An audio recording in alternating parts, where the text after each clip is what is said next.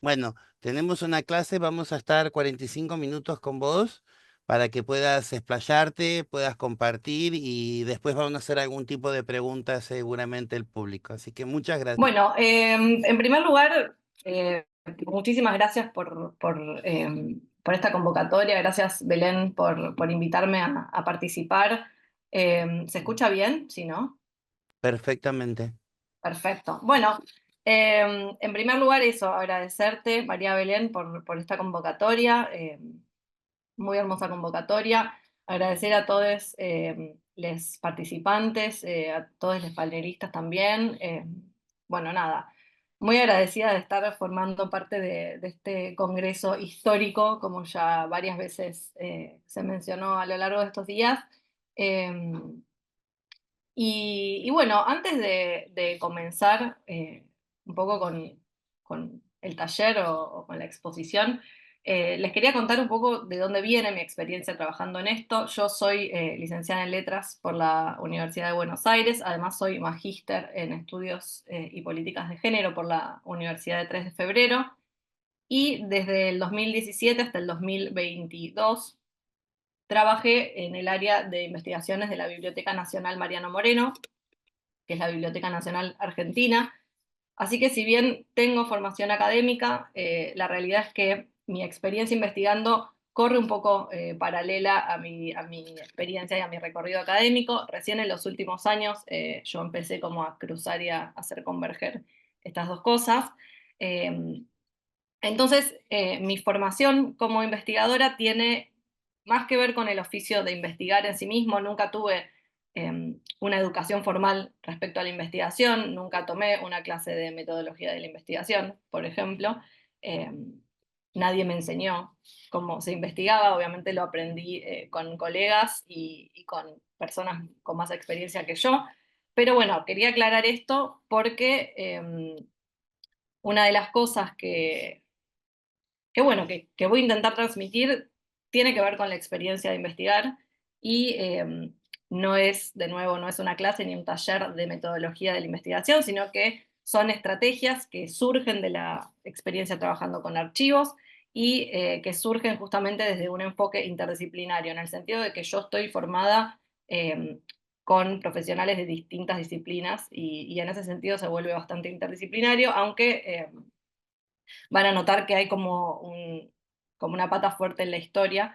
Eh, pero bueno, empecemos primero por definir y por dar la definición más clásica de archivo, que posiblemente, bueno, acá hay muchos archivistas, así que esto ya lo conocen, les va a resultar repetitivo, pero lo quería recuperar porque me parece que vale la pena, sobre todo como puntapié. Esta es una definición que yo tomo de un texto muy lindo de Yamila Balbuena y Mariana Nazar, que son dos archivistas argentinas, que posiblemente muchos las conocen. Y según la definición más clásica de archivo y la definición tal vez más rigurosa, eh, el archivo es, el archivo en singular, un conjunto de documentos que produce una institución o una organización o una persona determinada. O sea, el archivo es un término que engloba, ¿no?, muchos documentos distintos.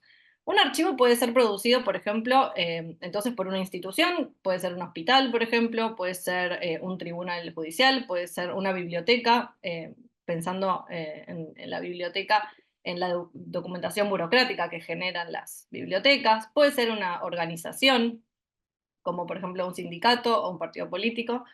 Y todos los documentos, entonces, que estas organizaciones, perdón, van juntando y van reuniendo a lo largo de sus años de existencia, vendrían a formar ese archivo. O en el caso de los archivos personales, por ejemplo, todos los documentos que una persona reúne a lo largo de su vida. Bueno, yo durante los últimos años, trabajando como investigadora en la Biblioteca Nacional y también como investigadora académica, tuve la oportunidad de trabajar con diversos fondos y con fondos de procedencias muy diversas, con fondos personales, por ejemplo, como el de Copy, el escritor Copy, o el de Alejandra Pizarnik. Pero lo que investigué más en profundidad y durante muchos años fue el archivo de redacción del diario Crónica. no el archivo institucional del diario, o sea, no leí los documentos burocráticos producidos por el diario, o sea, las facturas, los remitos, los recibos de sueldo, los libros contables, sino el archivo de la redacción, eh, que es un archivo que el diario mismo producía para tener el material de prensa con el cual justamente generar y elaborar las noticias. De esto igual voy a volver a hablar en un momento. El caso del archivo de la memoria trans y de los distintos archivos que se presentaron acá en este congreso son, yo creo, muy paradigmáticos porque justamente plantean otra manera de pensar los archivos, una manera muy rupturista de esta definición clásica, de esta definición cerrada, porque la existencia de archivos se fundamenta justamente en que también estos archivos personales eh, que producen las personas son documentos de vida, ¿no? Son historias y son básicamente documentos de existencias. Entonces, en ese sentido, vendrían a ser como el camino opuesto, ¿no? Al de los archivos tradicionales de las instituciones. En el sentido de que no es que a lo largo de la historia una institución acopie ese material o produce esa documentación, sino que se proponen como espacios para conservar el material, esos documentos que ya existen, ¿no? Y en ese movimiento darles el estatuto de archivo, justamente. Entonces, cada compañera, cada persona que donó sus documentos a estos archivos, es un fondo documental y ese archivo le otorga justamente ese lugar a esos objetos personales, ¿no? Entonces los revaloriza y los pone en algún sentido en un continuo, en una historia, y genera esto de, bueno, una memoria y una comunidad, como escuché a varios decir en estos días. Obviamente dije el archivo trans como ejemplo, pero hay un montón de otros ejemplos, un montón de otros archivos de personas particulares también que generan y que van armando sus propios acopios, sus propios acervos, y que al mismo tiempo van redefiniendo la noción de archivo, ¿no? Pero bueno, volviendo un poco a lo que comentaba recién, investigar en fondos muy grandes, investigar en fondos institucionalizados sobre todo, tiene obviamente algunas facilidades, ¿no? Una puede entrar a mirar un catálogo, puede elegir qué documentos le interesan, puede solicitar esos documentos, y eso en los archivos más chicos obviamente lleva más tiempo, porque se cuenta con menos recursos, básicamente, ¿no? Pero bueno, esto es un poquito una introducción para contarles de dónde surge un poco mi experiencia. Esto que decía recién del archivo trans es algo que voy a retomar un poco más adelante, pero para sistematizar un poco lo que yo les quiero transmitir hoy, que yo lo pensé y lo armé un poco como estrategias, ¿no? También como puntos de partida, como pautas a tener en cuenta, son justamente las cosas a las que fui llegando con mi práctica, con mi experiencia, y que decidí sistematizar en los siguientes puntos, y estos puntos los voy a ir desarrollando uno por uno. El primero es que investigamos lo que desconocemos y que investigamos para conocer. El segundo es que investigar es renunciar. El tercero es que los archivos no son neutrales y la constitución de los archivos es un problema político. Esto es algo de lo que se habló muchísimo acá y que también voy a retomar. Después que para investigar archivos hay que desconfiar de los archivos y que no encontrar nada en el archivo también es encontrar algo en el archivo. Y por último, y posiblemente lo más importante, que la investigación de archivos es un trabajo colaborativo. Voy a empezar por el primero. Bueno, ¿qué quiere decir que investigamos lo que desconocemos?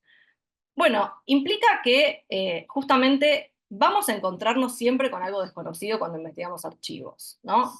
Uno no va al archivo a corroborar, aunque también esto pueda ocurrir, sino que una va al archivo a conocer, ¿no? O sea, incluso cuando una consulta un archivo para corroborar o para cotejar algo, tiene que haber un lugar para la sorpresa, un lugar para lo inesperado en el archivo, ¿no? Eso no quiere decir que no tengamos que entrar al archivo con algunas preguntas, con saberes previos que todos tenemos, por supuesto. De hecho, es casi imposible sumergirse en la investigación de un archivo sin ninguna pregunta que nos motive, sin ninguna curiosidad específica o general, ¿no? Sobre un tema, a menos que nos encontremos azarosamente con un archivo. Y por eso es importante también que sepamos qué estamos buscando cuando vamos a investigar un archivo, qué tenemos para interrogar, cómo vamos a interrogar ese archivo determinado y por supuesto para qué lo hacemos. Esto del para qué también yo me lo pregunto y también, bueno, les animo a que se hagan esa pregunta porque en el último tiempo, en el mundo artístico, hubo como una suerte de fiebre de archivo, por así decirlo, que se puede confundir de ratos con una suerte de fetichismo de archivo también, y muchas veces ocurre que se utilizan piezas de archivos por su valor estético, ¿no? Y ese valor estético tiene que ver con que justamente son piezas antiguas o son documentos antiguos. Entonces, eso es lo que les daría justamente el valor estético. Entonces, esto puede ser, de hecho, un objetivo para la investigación de archivo, ¿no? Rescatar un objeto por su valor estético o por su valor artístico, pero no hay que perder de vista que cuando uno investiga teniendo un objetivo y teniendo un campo de aplicación de esa investigación, también tiene que dejar cierto lugar para, como decía, para la sorpresa, para lo inesperado. Voy a una cosa súper personal. Este es el archivo de crónica que yo les mencionaba. Eh, Obviamente este es el depósito, ¿no? No es la sala donde uno consulta el archivo, este es el depósito del archivo crónica. Y yo empecé investigando este archivo para hacer una exposición sobre la historia de los movimientos de mujeres y movimientos feministas en Argentina en el año 2017. Empecé a trabajar con este archivo, o 2018, y esa investigación tenía justamente como finalidad la búsqueda de material ilustrativo, ¿no? O sea, queríamos, por ejemplo, fotografías de las primeras marchas por el aborto en la década del 80, uno de los tipos de documentos que buscábamos, y que justamente los necesitábamos para ilustrar esa historia que queríamos contar. Pero en el medio de esa investigación me encontré y me fui como topando con distintos documentos que eran documentos de prensa y documentos fotográficos que con el tiempo se convirtieron en el fundamento de mi trabajo de investigación y de tesis, y que ahora es una investigación que tiene fines académicos. O sea, el objetivo sería construir conocimiento para un determinado campo de estudio, por ejemplo, la historia, y no ya encontrar documentos que ilustren una historia que alguien más escribió o que alguien más pensó. Y de alguna manera, lo que yo me doy cuenta es que era necesario, fue necesario tener de alguna manera un ojo también para esos documentos que yo no estaba esperando o esos documentos que yo no estaba buscando, ¿no? Y que me sorprendieron. Un espacio como en el cerebro, la cabeza, pero también un espacio para las notas, ¿no? Cuando uno está relevando material y escribe las notas, un espacio para eso también. O sea, para eso que no es necesario a los fines de una investigación concreta. Estas son otras fotos del archivo de crónica. Cuando este archivo entró a la Biblioteca Nacional, entró con todos los archiveros literalmente que venían de la redacción. Estos son los sobres del archivo. Bueno, algunas imágenes de esas que les comentaba que que fui relevando, que fui usando para esa muestra en la que expusimos estas imágenes. Esta es del movimiento de mujeres sufragistas en Argentina. Y bueno, yo les daba como ejemplo las fotografías de las marchas por el aborto. Bueno, esta es una de las fotografías, está acá. Pero también pueden ver que están, bueno, una fotografía de una movilización de madres y abuelas de Plaza de Mayo y una fotografía del primer 8 de marzo que se hizo una movilización masiva en el año 84 con la multisectorial de la mujer, acá. Eh, y bueno, entonces, volviendo ahora, retomando un poco, decía que investigamos para conocer, investigamos lo que desconocemos justamente, y eso implica que entonces, al momento de acercarnos a los archivos, necesitamos darle espacio de alguna manera a lo inútil, ¿no? A eso que no nos va a servir para este paper que estoy escribiendo, para esta exposición que estoy armando, para esta obra que estoy haciendo ahora, ¿no? porque justamente puede ser el fundamento o el puntapié de otra cosa en el futuro. Lo cual me lleva al segundo punto, y es que obviamente cuando investigamos no podemos relevar todo, no podemos ver todo, y aunque estemos investigando para una exposición sobre un tema, o para escribir un libro, o para escribir una tesis, o para escribir una nota periodística, o para lo que fuera, en todo caso, siempre, y no podemos perderlo de vista, todo lo que vamos a leer, todo lo que vamos a tocar, todo lo que vamos a relevar, es algo a lo que después también vamos a necesariamente renunciar en el momento en que queramos convertir esa investigación o ese texto, esa investigación, perdón, en un texto o en una obra o en una exposición o en lo que fuera, ¿no? Esas piezas de archivo que nosotros relevamos, que nosotros vimos, que nosotros tocamos, se van a convertir en algo distinto, van a ser el soporte de otra cosa. Por ejemplo, van a ser el soporte de una hipótesis o el soporte ilustrativo de un momento en la historia, como estas fotografías. Y muchas veces, todas las veces, vamos a tener que dejar afuera cosas que posiblemente sean cosas que nos fascinan o cosas que nos parecen de lo más elocuentes, ¿no? Entonces, recapitulando, dije que investigar implica encontrarse con algo desconocido y que una no va al archivo a corroborar, aunque esto puede ocurrir también, sino a conocer, y que investigar es renunciar. Bien, ¿se escucha bien? Porque veo como que están diciendo en el chat que no se... Estamos perfectamente. Ah, perfecto. Ah, perfecto. No, estaba leyendo que no se oía. Traductores, nadie se ha quejado, seguí, estamos bien. Perfecto. Bueno, bien. Bueno, el punto 3 es el que me va a llevar un poco más de tiempo. El punto 3 era esto de que la constitución de los archivos es un problema político. Bueno, acá traje un par de citas importantes al respecto. En primer lugar, como escribió Foucault en La arqueología del saber, el archivo es la ley de lo que puede ser dicho. Es el sistema que rige la aparición de los enunciados como acontecimientos singulares. Traigo a Foucault porque después del denominado giro archivístico, justamente de Foucault en adelante, de alguna manera, también en el ámbito académico, se empieza a poner en evidencia el carácter político justamente de la constitución de los archivos, ¿no? Y la importancia de examinar los fondos documentales como objetos de estudio en sí mismos, ¿no? Eh, pero también, obviamente, pensarlos como posibles sitios de resistencia, ¿no? Si pensamos en el caso de los archivos conformados y creados por las propias comunidades, como los que se presentaron acá en este congreso. Pero justamente es importante tener en cuenta cuando investigamos que la relación de los archivos con las vidas, las existencias que aparecen en esos archivos, es una relación de poder. Si los archivos, por ejemplo, los archivos institucionales necesariamente tienen que ordenar y que clasificar precisamente para mantener una determinada organización eh, los documentos, al mismo tiempo que los guardan, ¿no?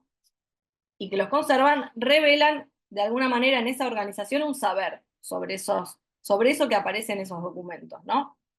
Por eso decimos que los archivos no son sitios neutrales, porque no solamente conservan lo que hay, sino que son espacios que además jerarquizan y que categorizan lo viviente, ¿no? Si pensamos, por ejemplo, en las vidas de las personas trans, en los archivos, ¿no? Esto es muy evidente, porque justamente los archivos judiciales, por ejemplo, y los archivos médicos, porque las personas trans han sido sistemáticamente criminalizadas y patologizadas, guardan documentos muy importantes sobre estas historias de vida. Y si una quiere conocer esas historias, muchas veces va a ir a buscarlas a esos archivos institucionales, ¿no? Y se va a encontrar con que la clasificación misma de esas existencias está operando sobre la verdad que se construye sobre esas vidas. O sea, se va a encontrar con que el mismo dispositivo archivístico está ejerciendo un poder. De manera que en la investigación con archivos tenemos que tomar una decisión al respecto de el objeto archivo en sí mismo, ¿no? La decisión de incorporar esa perspectiva o la decisión de no incorporar esa perspectiva. Por esto mismo es que el hecho de que existan archivos construidos por personas de las propias comunidades es tan importante, porque implica justamente un movimiento, bueno, de lo que a veces se ha llamado justicia epistémica, la idea de que los miembros de una comunidad tienen que tener el derecho de poner sus propios nombres, de tener sus propias clasificaciones, o, si lo decimos con un poco más de actualidad, de poner sus propios metadatos, ¿no? Y esto es algo que más allá de los archivos que surgen de las propias comunidades, ¿no? Como en todos los casos que se presentaron en este congreso y todos los grupos que mostraron el trabajo espectacular que hacen en América Latina, hay también otras iniciativas de instituciones más viejas que empiezan a incorporar esta perspectiva. Un ejemplo es el de la biblioteca Lilas Benson de Estudios Latinoamericanos en la Universidad de Texas, coordinada por Albert Palacios. Bueno, Albert Palacios en una presentación muy reciente, titulada Abriendo el archivo colonial indígena con las humanidades digitales. Esto es una presentación que él hizo en un congreso sobre archivos que organizamos con un grupo de colegas, gracias al apoyo del proyecto Archivos en Transición. También en este congreso invitamos también a representantes del Archivo de la Memoria Trans.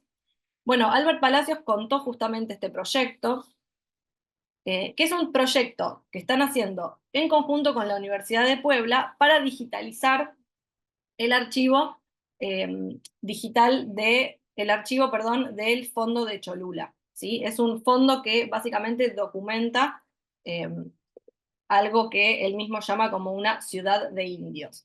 Y lo que se está haciendo, además de ampliar el acceso a este archivo mediante su digitalización, es convocar a la comunidad de Cholula a asistir y a reflexionar sobre los metadatos utilizados para categorizar y clasificar los distintos documentos. Entonces, este tipo de iniciativas lo que busca es devolverle agencia a esa comunidad, ¿no? Después de, obviamente, siglos de colonialismo archivístico, que por supuesto no es algo que pueda revertirse un proceso como ese, ¿no?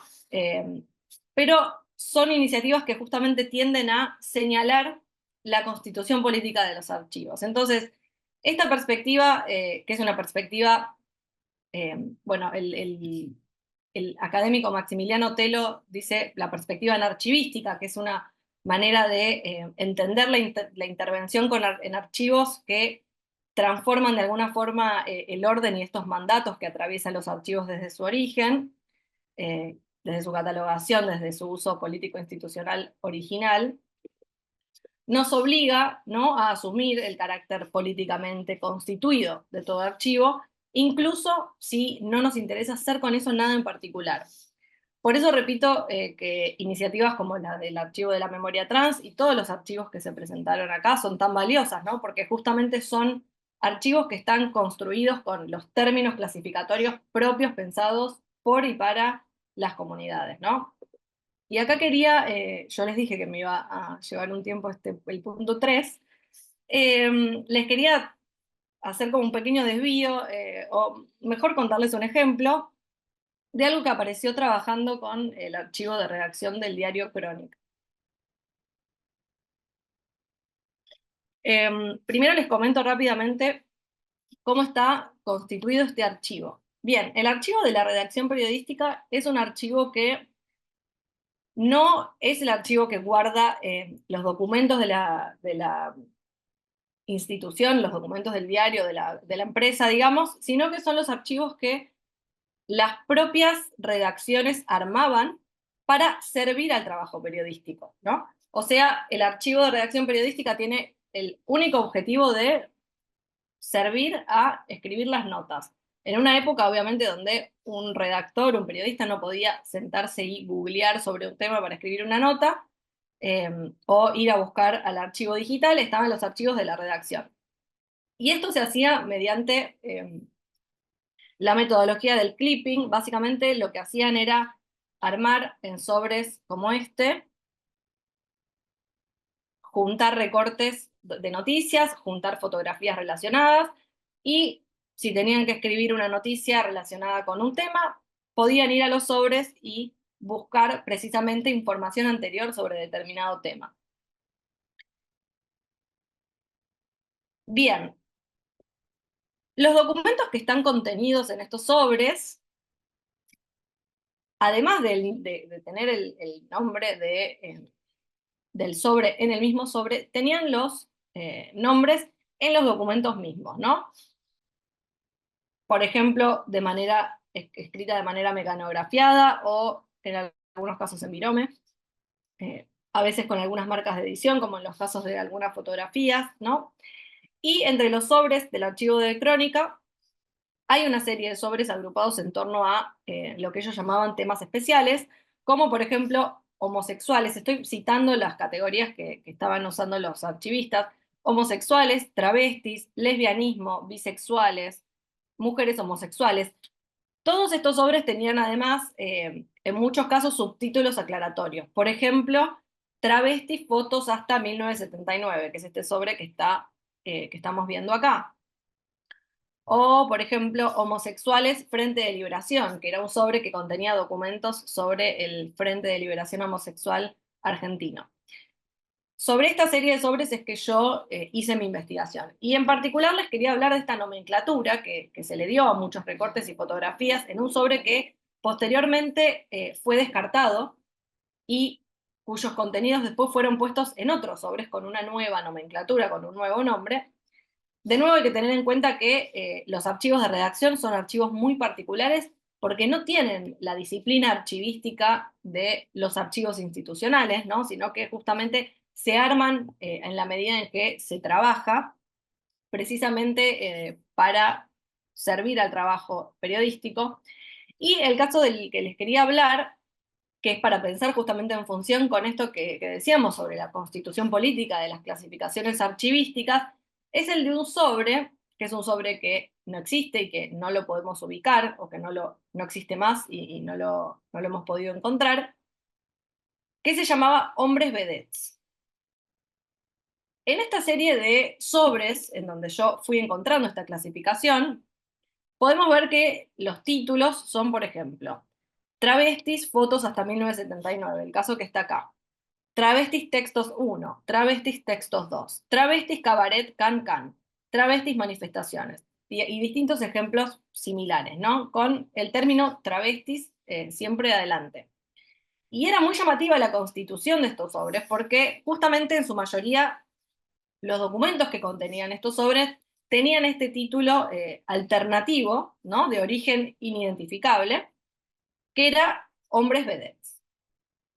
Y obviamente al tratarse de un nombre, una clasificación que estaba mecanografiada en los documentos o muchas veces escrita en los documentos en tinta, es que una puede asumir que se trata del título de un sobre en el que esos documentos se encontraban en un momento anterior. Por ejemplo, en el caso de esta fotografía, esta es una vedette brasileña que se llama Valeria, y este es el dorso de la fotografía. Acá se puede ver que la fotografía fue tomada en el año 67,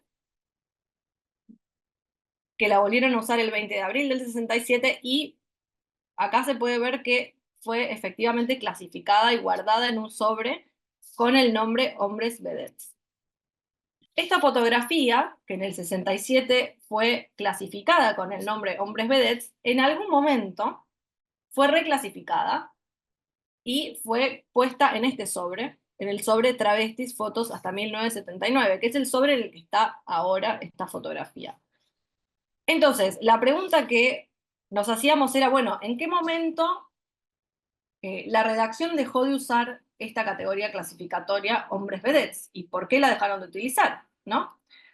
Lo que es evidente es que en un momento determinado, efectivamente, todos estos documentos fueron extraídos de ese sobre original, ese sobre que ya no está en el archivo, ¿no? O que al menos no lo hemos encontrado todavía. Como vieron, es un archivo muy grande, pero en todo caso fueron extraídos de ese sobre original y fueron llevados a un nuevo sobre con nuevas nomenclaturas, en realidad a varios sobres distintos, ¿no? Y en algunos casos estos títulos también se modificaron en los documentos, en otros no. Por ejemplo, acá no lo modificaron.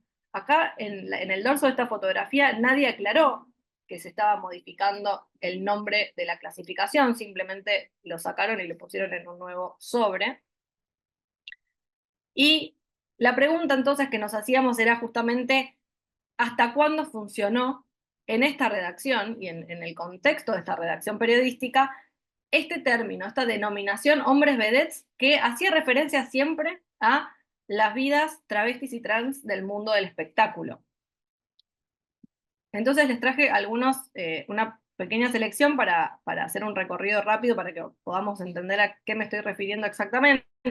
Por ejemplo, esta es una foto donde está Telma Moreira, o Telma Montenegro, que es ella, y Carla Benston, que es ella. Ellas eran integrantes de un grupo brasileño llamado Les Girls, que estuvieron en Argentina en el año 71, y acá están ellas en un boliche, en el boliche Rugantino, está Ringo Bonavena viéndolas. Esta foto, como se puede ver al dorso de la fotografía, fue archivada el 10 de julio del 89.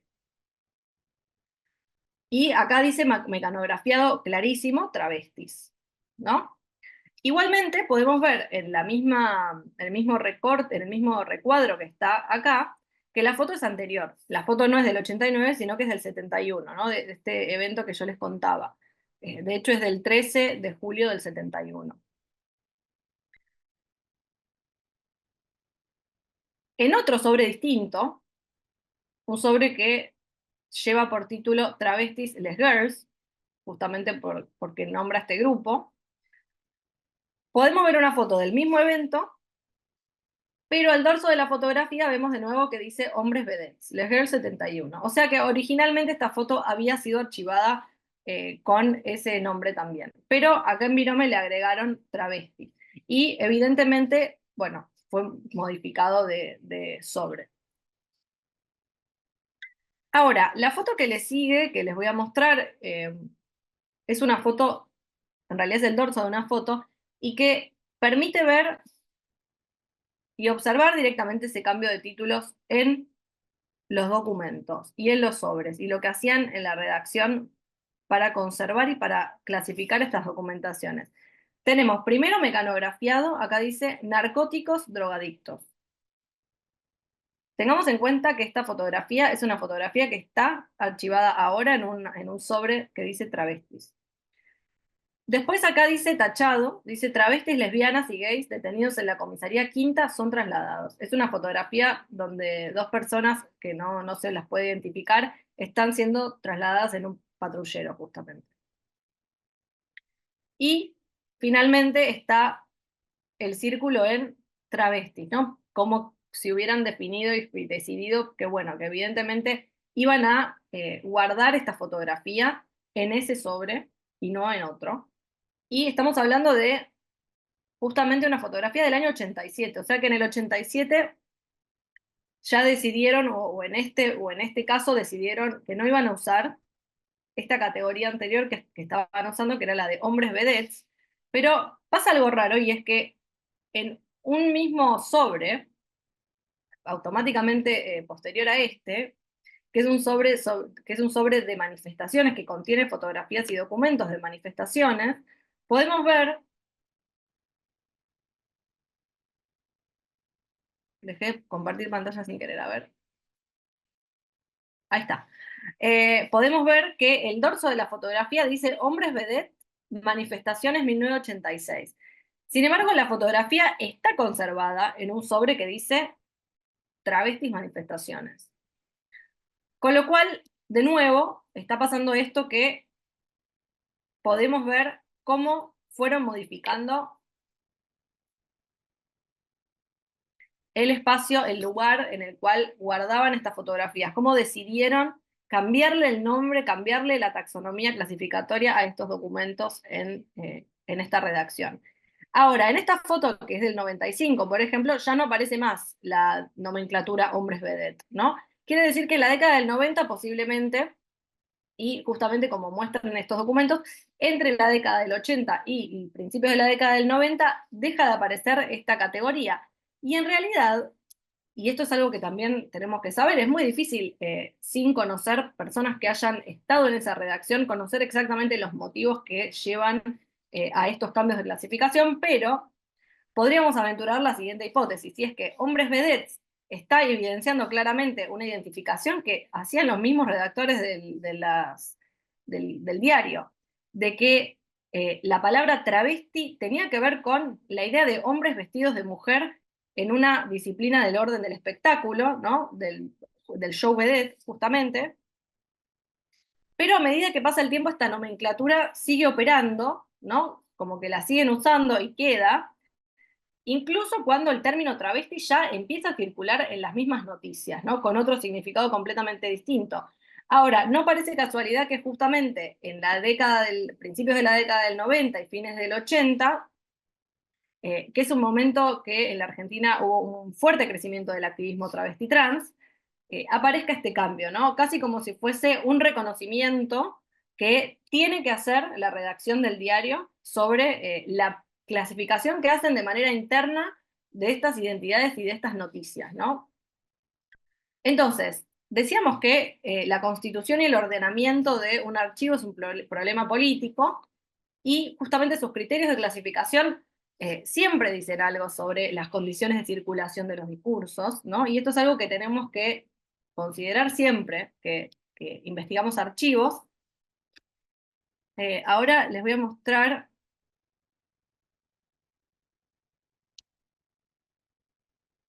algunas fotografías. Estoy haciendo lío porque no me aparece el video. No sé por qué no me aparece la miniatura del video, pero bueno, no importa.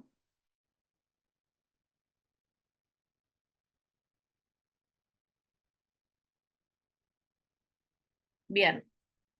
Eh, Estas son algunas imágenes de la exposición a Morales que hicimos en el Museo del Libro y de la Lengua, y justamente tomamos a Morales, la palabra y el término a Morales, también de la clasificación que hacía el archivo de crónica, porque buscábamos precisamente mostrar este detrás de escena de la documentación periodística, y queríamos que no se pierda justamente esa dimensión en estos documentos, ¿no? Que se pueda también leer el criterio clasificatorio que usaba la prensa, ¿no? Eh, Esta es Fanny del Valle en la inauguración.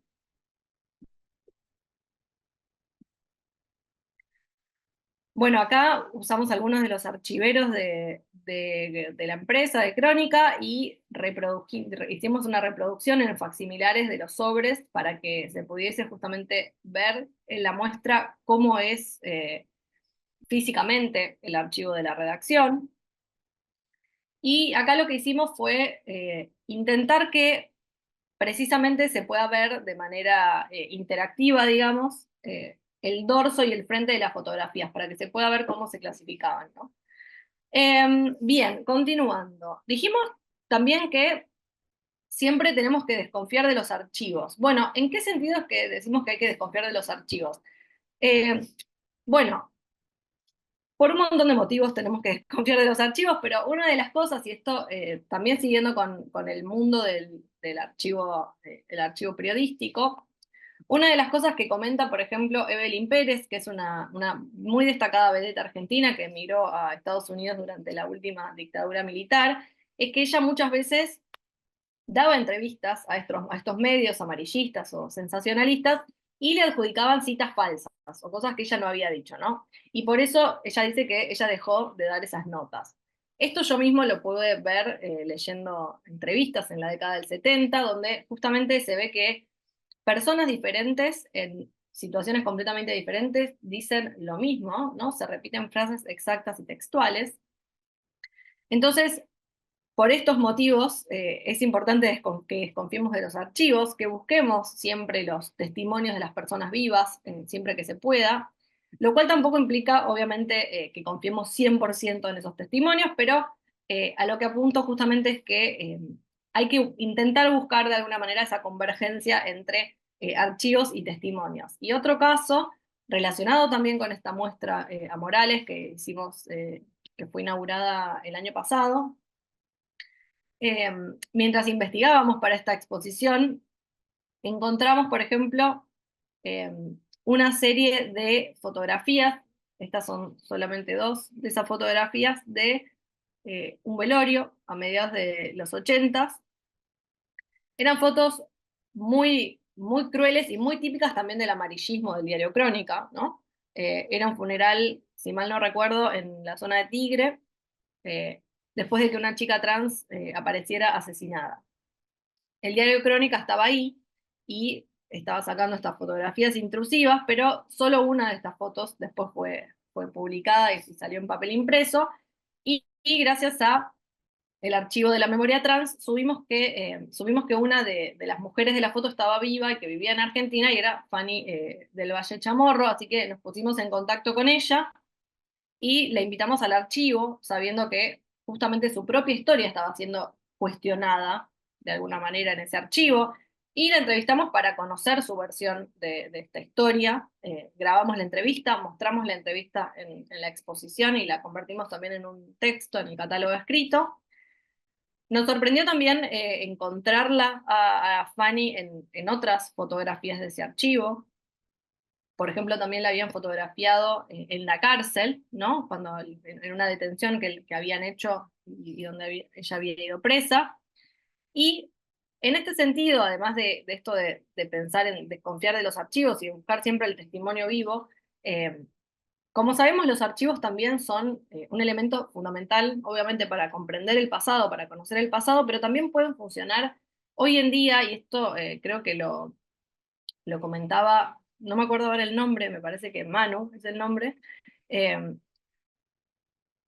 sobre cómo los archivos también pueden ser garantes de derechos humanos, ¿no? Y estas operaciones intrusivas, ¿no? y agresivas de la prensa, de tomar fotografías en medio de las detenciones, por ejemplo, también, y que eran fotografías que servían justamente para burla, para escrutinio público y escrutinio de odio, muchas veces, pueden servir también como pruebas para reclamos de reparación histórica, por ejemplo, ¿no? Y justamente son fotografías que, por un lado, demuestran que estas mujeres fueron sometidas a detenciones, ¿no? Y que pueden ser utilizadas como para respaldar esos reclamos, pero además son fotografías que no se pueden completar sin esos testimonios tampoco.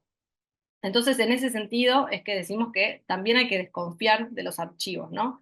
Eh, bueno, otro ejemplo que les quería dar es este. Esto que decimos de desconfiar de los archivos tiene que ver con, básicamente, que los archivos contienen una verdad, pero obviamente esa verdad nunca va a estar completa sin los testimonios. Pero aparte hay cosas que en la investigación con archivos, y esto, bueno, lo tenemos que saber, hay cosas que siempre van a quedar en el plano de la especulación. No sé si no se está cargando, ahí se cargó. Hay cosas que siempre van a quedar en el plano de la especulación. Hay cosas que nunca se van a terminar de saber al 100%. Y eso es algo que también tenemos que aceptar de alguna manera cuando investigamos con archivos. Este es un ejemplo. Eh, Hay una foto de una travesti en una movilización, creo que es del año 86, y en el archivo de la redacción, que es esta foto, en el archivo de la redacción sostiene un cartel que dice: los seres humanos queremos libertad. Y la foto original, que está en el archivo fotográfico del diario, o sea, la digitalización del negativo de la foto original, el cartel dice otra cosa, dice: somos seres humanos, queremos libertad. Este descubrimiento también se lo debemos a el archivo trans, más específicamente a Ceci Estalles, que ella fue la que me dijo que esta foto había sido modificada. Y al principio pensamos, bueno, que la habían modificado por una cuestión política, ¿no? Porque la frase justamente no es idéntica y una tiene, o podríamos pensar que tiene más carga política que la otra. Somos seres humanos, suena un poco más fuerte que los seres humanos queremos libertad, pero cuando una ve la publicación, ¿no? La foto que llegó al papel, a un papel de muy mala calidad, se da cuenta que, primero, que el cartel prácticamente no se lee, pero además que lo que puede haber pasado, y que es en realidad lo más probable, ¿no? Es que cuando efectivamente copiaron el negativo de la foto, el cartel no se leía bien y la persona que lo tuvo que corregir para imprimirlo leyó seres humanos queremos libertad y puso los, porque no vio el original de la fotografía. En todo caso, no hay forma de que sepamos cuál es la verdad, pero porque no queda ningún redactor de crónica que se acuerde de esto, ¿no? No tenemos manera de saber por qué hicieron esta intervención en esta fotografía, solo podemos especular. Pero eso también pasa en la investigación de archivo, que es una investigación, eh, bueno, en la que básicamente el 80% es especulación. Entonces, para recapitular, dijimos que investigamos lo que desconocemos y que investigamos para conocer, que investigar es renunciar, que los archivos no son espacios neutrales y que para investigar archivos hay que desconfiar de los archivos. Bueno, Bueno, otra cosa que... perdóname, Lucy, sí. ¿cómo está? Bueno, está justo en el tiempo de los 45, pero justo ahora empezaría un tema de ida y vuelta. Si querés Bueno, responder a algunas preguntas o dale, utiliza estos 10 minutos que te quedan para preguntas, respuestas o dale, terminar la presentación como quieras, pero era avisarte. dale, perfecto. No, hagamos preguntas. Si alguien tiene preguntas, hacemos Ahí, preguntas. si podés ver el chat, así. Sí, lo que no estoy pudiendo hacer es compartir pantalla y ver el chat al mismo tiempo, no sé por Ok, qué. no te preocupes. A ver, Claro, a ver. a ver, te voy leyendo algunas. Está bueno pensar en paralelo el tema de los velatorios desde el relato de las compañeras trans. En el libro Nuestros Códigos de la MT Argentina, cómo lo veían los medios y cómo lo veían estas compañeras. La Esto, historia del heteropatriarcado, la violencia siempre aparece. Y después a ver si hay otras preguntas.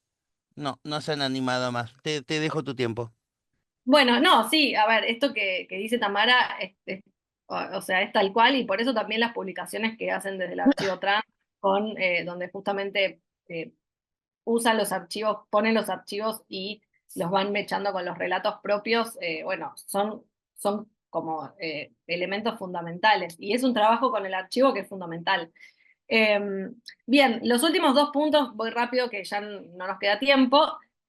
Uno era que no encontrar nada en el archivo también es encontrar algo. Esto es importante si trabajan con archivos porque, por un lado, nos retrotrae el primer punto, que era esto de que investigar es investigar para conocer.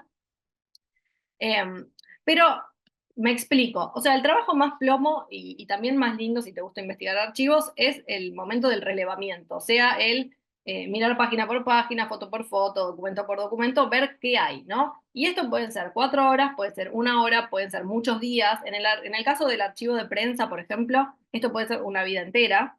Bueno, de hecho, hay un libro que se llama La vida en el archivo, de la historiadora Lila Caimaris, muy lindo.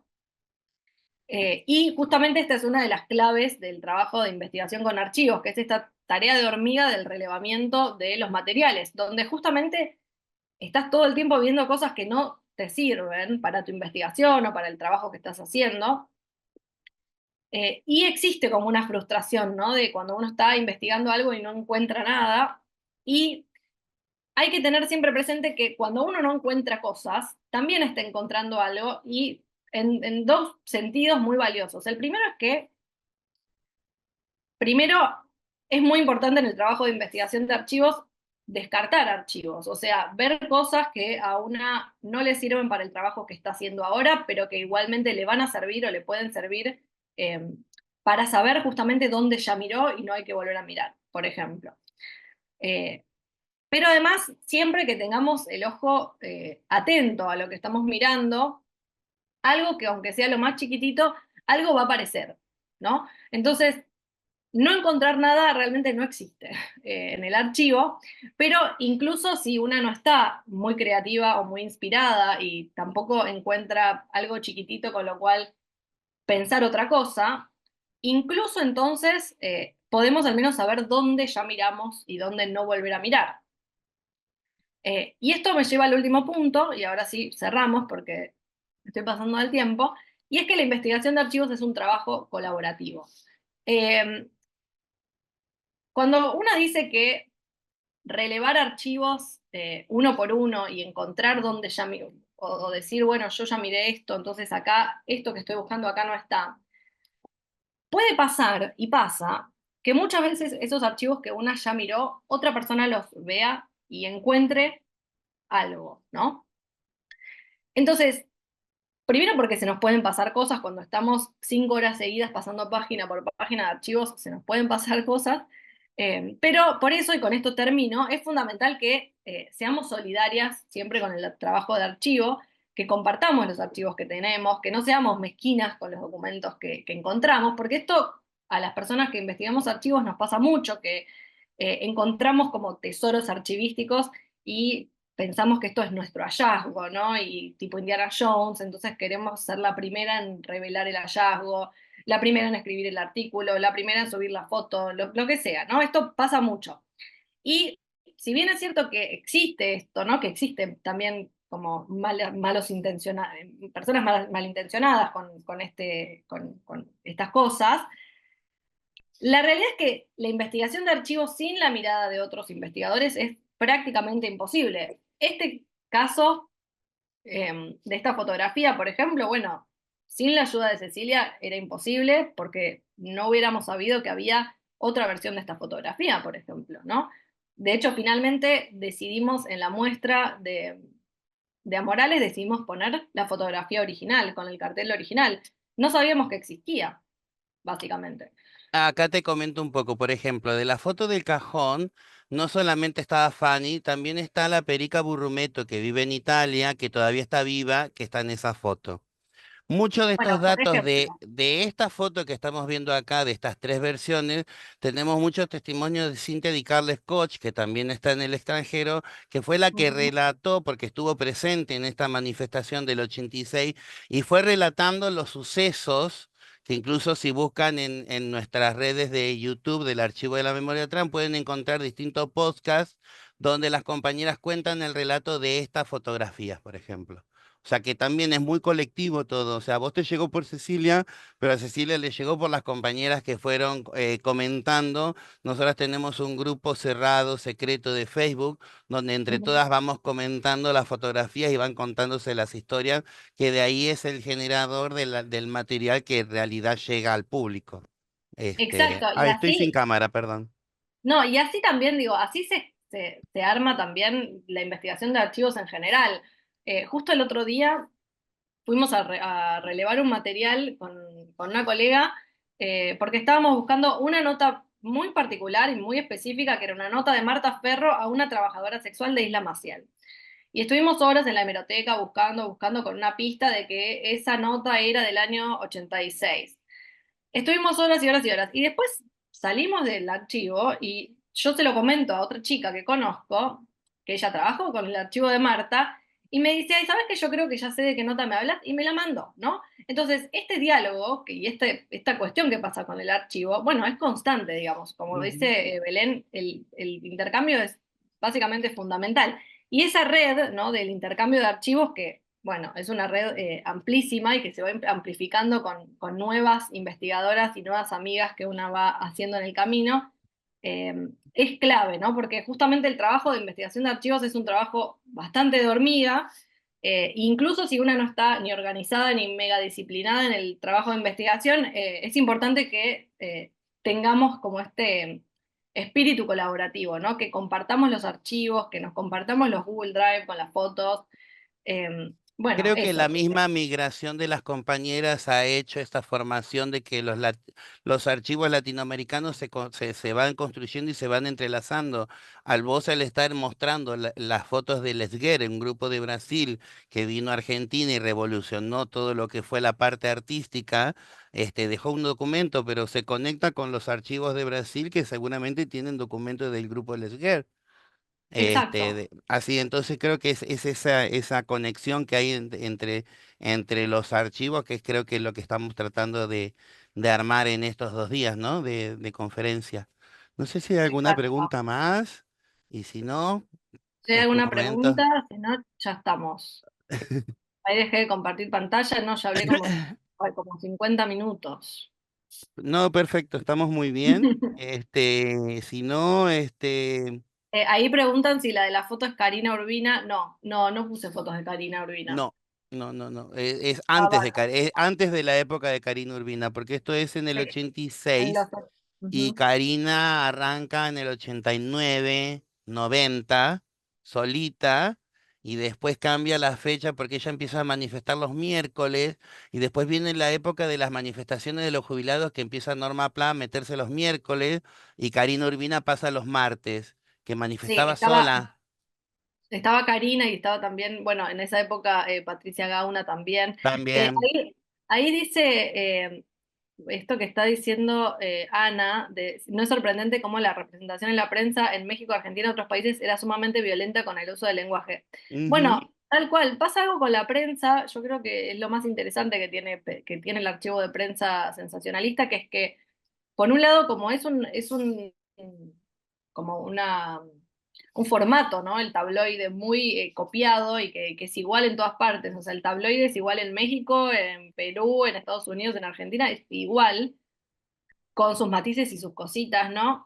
Pero tenían algo en una época que yo creo que, por eso es interesante de estudiar y de investigar, que es que fueron cambiando mucho, ¿no? En una época era bastante más desde el lado del humor, en un momento se puso más desde el lado de la violencia y la agresión, pero siempre hay en estas notas y en estas entrevistas, siempre hay espacio como para justamente lo que una no se espera, ¿no? Por ejemplo, ya sea una frase que esta ya no me la voy a olvidar nunca, que es una entrevista en el año 1970, donde el cronista que hace la entrevista, eh, creo que, no, del año 71, perdón, era una entrevista creo que a Ana Lúpez, que el cronista en un momento dice, bueno, si en realidad no tendrían que darle, el Estado argentino no le tendría que dar a ella su documento de mujer, ¿no? Y es algo bueno, una no se lo espera en el No, 71, porque justamente en esa época toda la prensa está criminalizando o está patologizando, están hablando de la enfermedad mental, de la disforia, están haciendo un esfuerzo grande porque la gente se ría, se burle también, ¿no? Y de repente aparece como casi como una cosa medio colada. Bueno, habría que ver, porque en realidad, ¿por qué no le podemos dar este reconocimiento a esta persona, ¿no? Y bueno, yo creo que eso es lo que tiene también el trabajo de investigación, que esto que decimos de que siempre tiene que haber lugar para encontrar algo que una no espera, y por eso también hay que ser un poco laxa de cerebro en el sentido de que si una está muy cerrada pensando, bueno, la prensa era violenta o bueno, en el archivo me voy a encontrar con esto, bueno, quizás se pierde, ¿no? Estas sutilezas, estas cositas. Pero bueno, listo. Me callo perfecto. porque ya Ya estamos. No, muchísimas gracias.